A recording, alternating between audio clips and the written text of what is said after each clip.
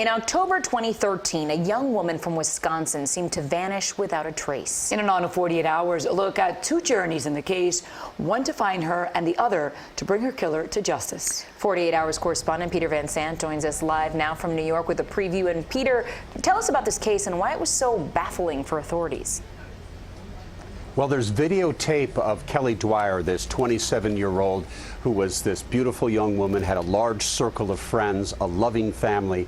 You see her with her boyfriend enter an apartment building, walk through the lobby, and go around the corner, and she is never seen again, despite the fact that there are 28 security cameras in that building, even cameras, motion detector cameras down in the basement, in the garage.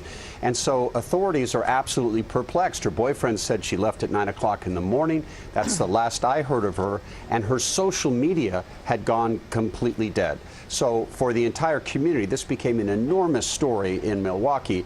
It was shocking and baffling. Peter, and if Kelly was never actually seen exiting the suspect's building, so how did police finally explain that?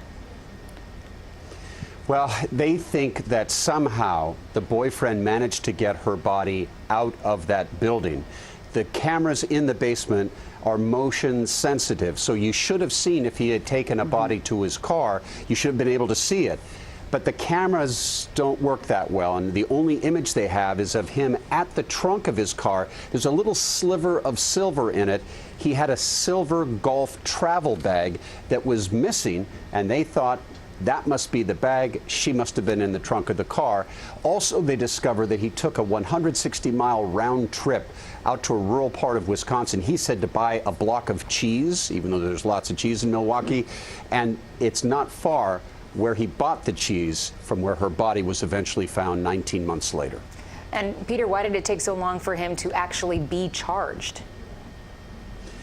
This is a circumstantial case. Going into this case, there is absolutely no forensic evidence, no admission, no video that confirms anything.